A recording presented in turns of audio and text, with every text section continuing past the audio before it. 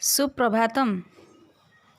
मैं हूँ श्रीमती लक्ष्मी प्रिया बेहरा, आचार्य सरस्वती शिशु विद्या मंदिर, पिपीली, पुरी, हिंदी विषय का सहप्रांत विषय प्रमुख, माध्यमिक विभाग।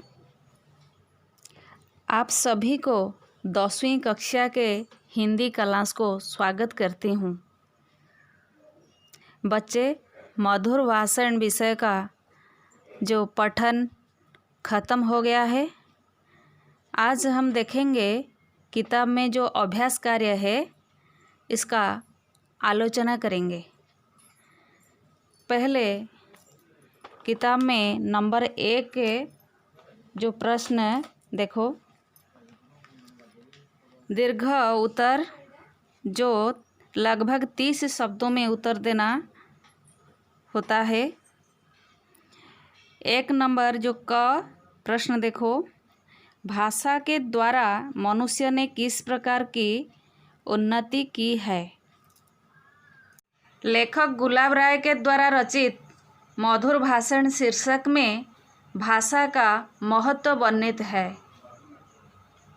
यद्यपि मनुष्य अन्य जानवरों से शारीरिक बल में कमज़ोर है, परंतु अपनी बुद्धि और भाषा के सहारे मनुष्य उनसे भी ताकतवर हो गया है।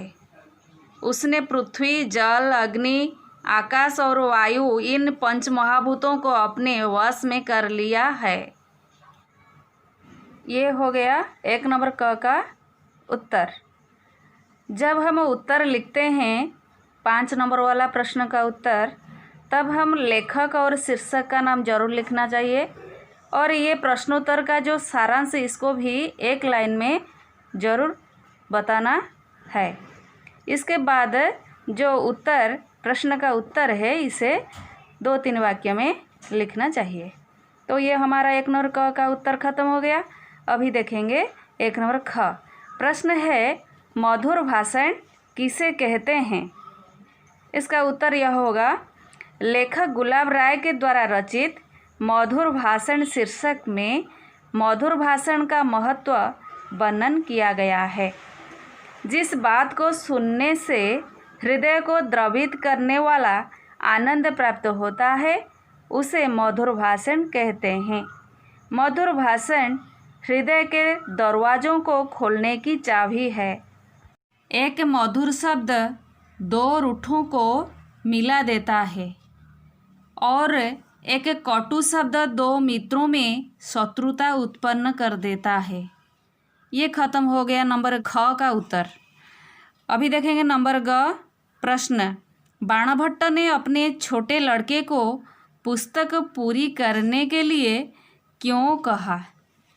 इसका उत्तर है, गुलाब राय के द्वारा रचित मधुर भाषण शीर्षक में बाणभट्ट के कादम्बरी के बारे में कहा गया है।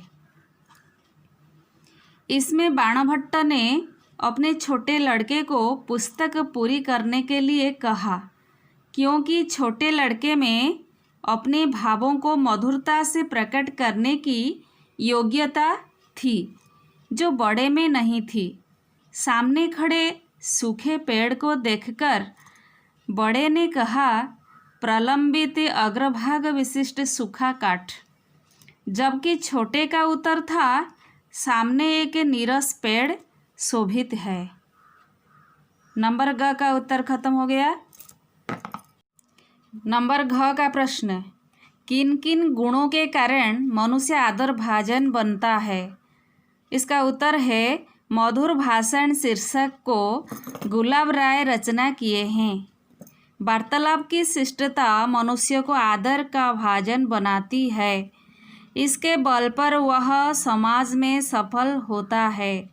मधुर भाषी के लिए कथनी और करनी में समानता होनी चाहिए। मधुर वचन ही विश्वास उत्पन्न कर भय और आतंक को दूर कर देते हैं। नंबर घ का उत्तर खत्म हो गया। अभी देखो प्रश्न है, मधुर वचन और कटु वचन बोलने वालों को क्या मिलता है। इसका उत्तर है, गुलाब राय के द्वारा रचित मधुर भाषण शीर्षक में मधुर वचन और कटु वचन के बारे में कहा गया है। मधुर वचन से मनुष्य श्रेष्ठता के पद पर पहुंचता है, समाज में वह वंदनीय हो जाता है। कटुभाषी से लोग हृदय खोलकर बात करने में डरते हैं, उससे मित्रता करने से आग्रह नहीं करते हैं। 1 नंबर च, किसी काम को करने के लिए सज्जन का पहला कर्तव्य क्या है? इसका उत्तर है मधुर भाषण शीर्षक में गुलाब राय किसी काम को करने के लिए सज्जन का पहला कर्तव्य क्या होना चाहिए ये वर्णन किए हैं।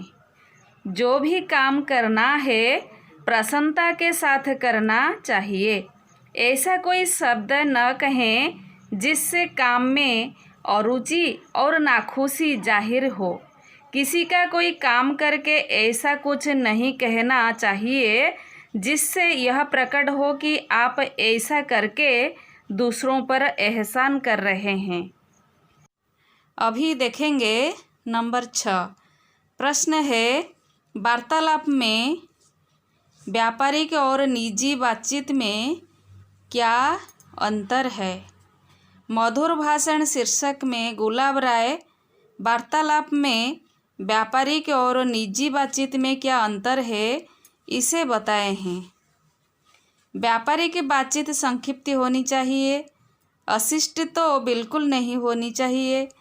निजी बातचीत में अपनेपन का भाव होना चाहिए। थोड़ा सा कष्ट उठाकर बात को पूरी तौर से समझाना अपना कर्तव्य है। किताब में जो 1 नंबर है इसका सारे प्रश्न का उत्तर खत्म हो गया। अभी देखेंगे 2 नंबर प्रश्न का उत्तर। निम्नलिखित प्रश्नों के उत्तर 1 या 2 वाक्यों में दीजिए। परीक्षा में 1 वाक्य में उत्तर दो, यह निर्देश आता है। तो ये सब प्रश्न का उत्तर हमें 1 वाक्य में देना होगा। देखेंगे प्रश्न का, मनुष्य की सामाजिकता किसके द्वारा कायम रहती है? उत्तर है मनुष्य की सामाजिकता भाषा के द्वारा कायम रहती है। नंबर ख, प्रश्न, कैसा शब्द 2 रूठों को मिला देता है और कैसा शब्द 2 मित्रों के मन में वैमनस्य भाव उत्पन्न कर देता है? इसका उत्तर है एक मधुर शब्द 2 रूठों को मिला देता है और एक कटु शब्द 2 मित्रों के मन में वैमनस्य उत्पन्न कर देता है। नंबर ग, वाणभट्ट की कौन सी किताब अधूरी रह गई? उत्तर है वाणभट्ट की कादंबरी अधूरी रह गई। नंबर घ, वार्तालाप की शिष्टता में क्या लाभ मिलता है? इसका उत्तर है वार्तालाप की शिष्टता मनुष्य को आदर का भाजन बनाती है। नंबर व, कथनी और करनी में साम्य क्यों आवश्यक है? इसका उत्तर है समाज में अपना प्रभाव डालने के लिए कथनी और करनी में साम्य आवश्यक है। नंबर च, मनुष्य कब वंद्य बनता है? उत्तर, वचन के अनुकूल जब कर्म भी होते हैं तब मनुष्य वंद्य बनता है। खत्म हो गया नंबर 2 तक प्रश्न का उत्तर। बाद में और सारे प्रश्नों के उत्तर देखेंगे। आज के लिए इतना। सबको प्रणाम।